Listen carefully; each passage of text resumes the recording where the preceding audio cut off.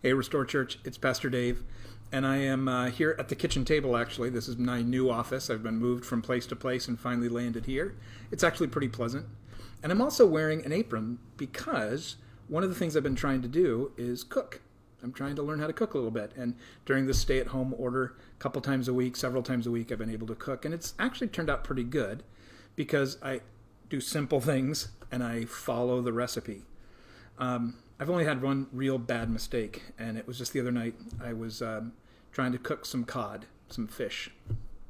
Pretty simple. I was going to bake it, and I found a recipe that you put some crushed up crackers, some rich crackers on the top, and it makes this like buttery. You put about 4 sticks of butter and some crackers on it. It's going to be good. But I realized instead of a whole sleeve of Ritz crackers, I had like 4 Ritz crackers, and so I'm not a good enough cook to do this, but I thought I'll improvise. And so I found some old cereal, some old brand cereal, and I thought I'm being so thrifty by using this thing that nobody's wanted. And I crushed those up and used them as the crust of the fish and baked it and brought it out to the table, and everyone sat down and they started eating, and I noticed people kind of surreptitiously like scraping the crust off the top of the fish. And everyone was kind of quiet. And finally, Katie said, I think it was Katie, said, is there maple in this? And I said, well, not a lot. There's just a little. I had to use a little bit of this maple brown cereal, brown sugar cereal, this brand cereal as the crust. And they were all silent and then just all scraped it off. And they said, usually maple and sweet don't go with fish. That's not the flavor profile you're going for. So I learned a valuable lesson. Just a little bit of the wrong thing messes it up. And it reminded me of this verse in Galatians 5:9. This false teaching is like a little yeast that spreads through the whole batch of dough. A little bit. You put a little bit of yeast and it helps the whole dough rise.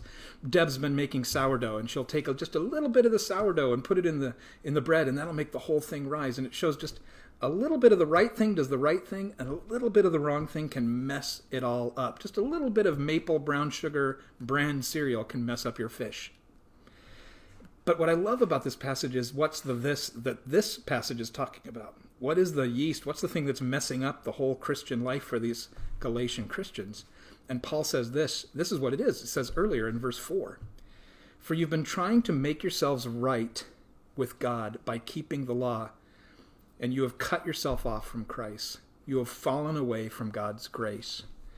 It's so important to realize that if we try and please God and earn more love from God by following rules, we've missed the point. We've missed the point of Christ.